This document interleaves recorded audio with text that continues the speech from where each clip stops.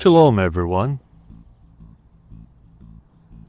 Sometimes life feels a lot like this ride. Some stretches are smooth, the sun is shining, and everything feels light and easy. But then there are those unexpected turns, where the path dips into shadow, and you can't quite see what's ahead. That's where I found myself a few years ago, riding through a season of deep darkness.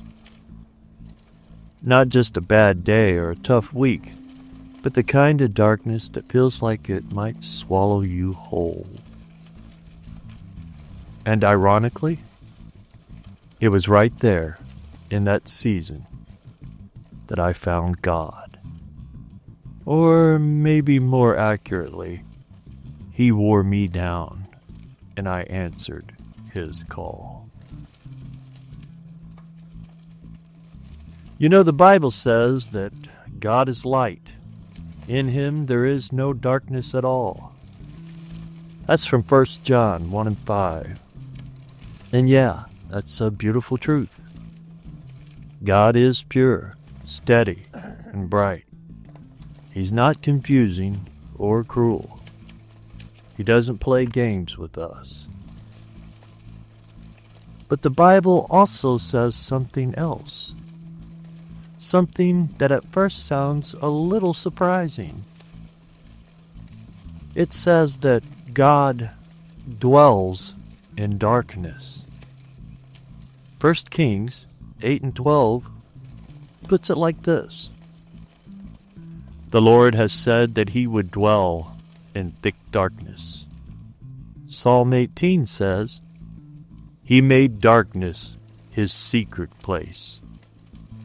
And Psalm 97 describes Him as being surrounded by clouds and thick darkness, with righteousness and justice as the foundation of His throne.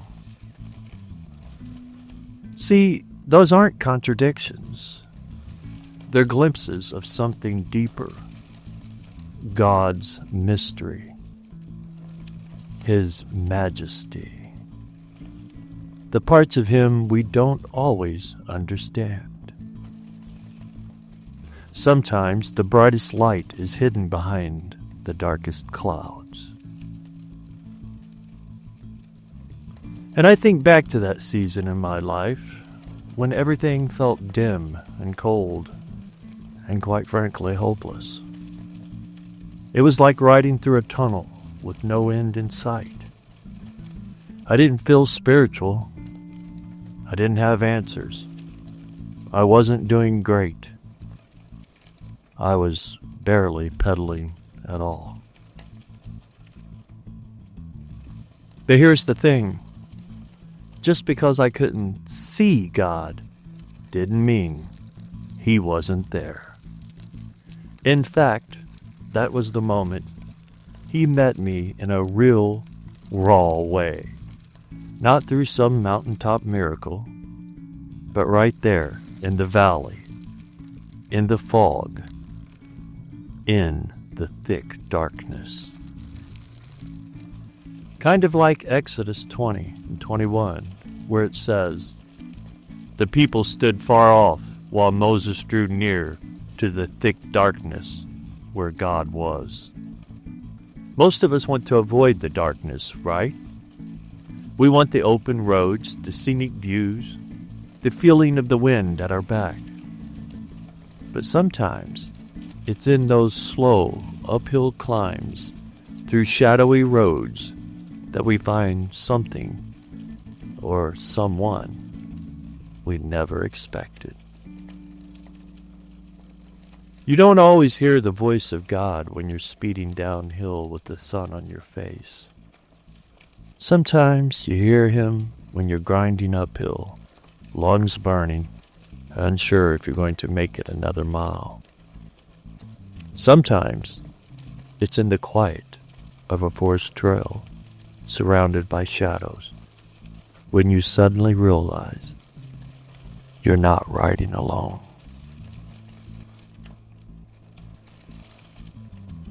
Isaiah 45:7 says this: I form the light and create darkness. I bring prosperity and create disaster. I, the Lord, do all these things. Now, I don't pretend to have that all figured out. But I know this: nothing catches God off guard. Not your darkest days, not your struggles, not your questions. He's not intimidated by the dark. He's in it, waiting, calling, and guiding.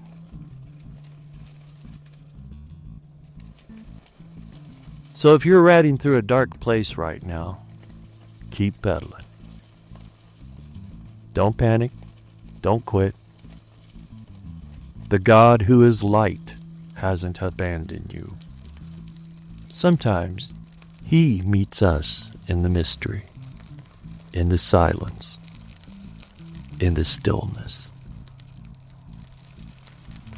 That's where I found Yeshua, or where Yeshua wore me down and found me.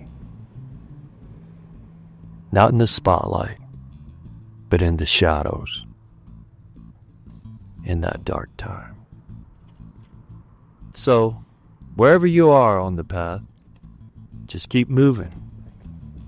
The light will break through eventually.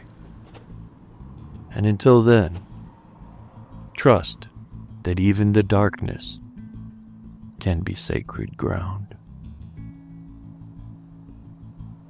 Thanks for riding with me today. Until next time, shalom. Keep watching and praying